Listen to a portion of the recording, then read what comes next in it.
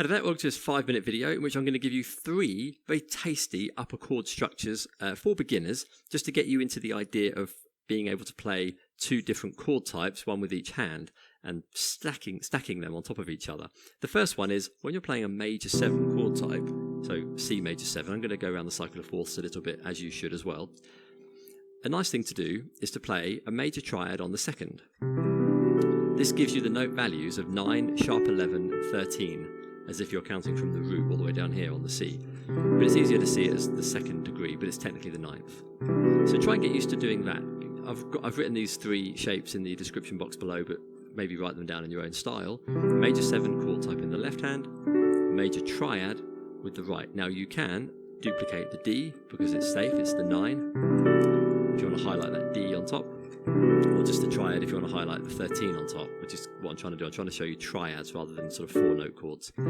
So up in the key of F, you're just going to play F major 7, G is the second, G major triad. You get the same note values. Notice the note values within the key of each chord. Don't just use it as a cheat sheet. If I go to B flat, the second is C, major 7, E flat is F, F triad. We get the F. I didn't mean to say major 7, we just get the triad there.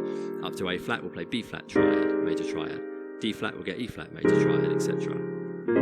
Just go around the cycle of fourths like this, and then you just get used to seeing those shapes because they just match so well. You see,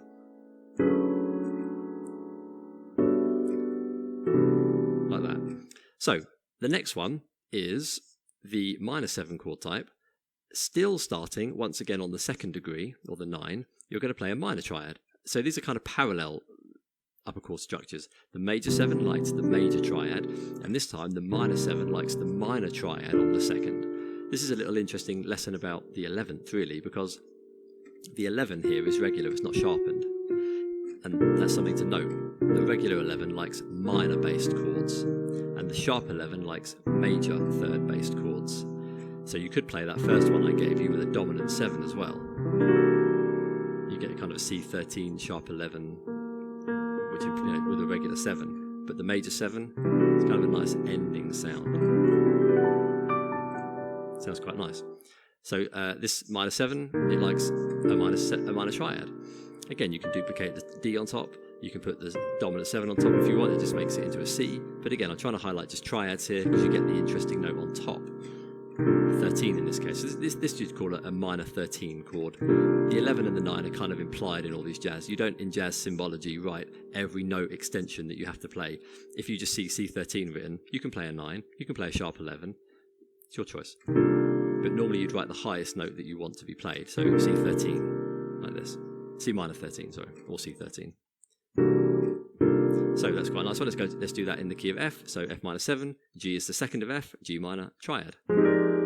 B flat minor 7, C is the second, C minor triad. In E flat, F minor triad. A flat, E flat minor triad, etc., etc., etc. You just go around the cycle of minor 7. Yes, go. You just go around the cycle of fourths like that. Third one is you're going to play a dominant 7 chord this time, and you have 4 choices with the same chord, because diminished chords are very interesting. Let me just very quickly tell you why.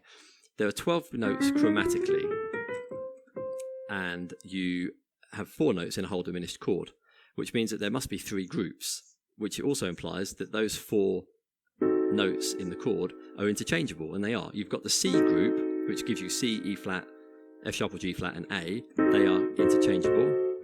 You've got the C sharp or D flat group, which gives you the E and the G and the B flat. You don't really say A sharp. And you've got the D group, which gives you D, F, A flat, and B.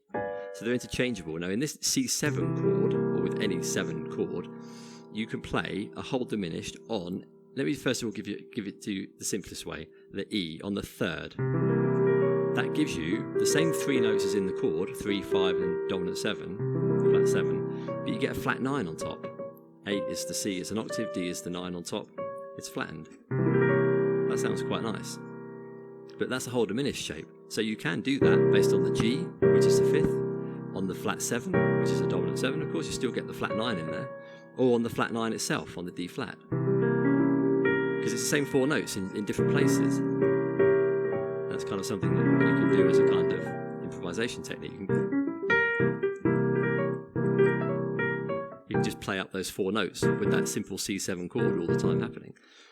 So I think the best way to get going, the easiest way, is to think about the 3rd or the 5th. So maybe the 3rd because it's closer, and you get the flat 9 on top. So you're just going to play a C7 with whole diminished on the 3rd. So that's the 3rd and final shape. So on F, F7, the 3rd is A whole diminished. B flat, the 3rd is D, whole diminished. E flat is G, whole diminished. A flat is C, whole diminished. You're going to get the same result.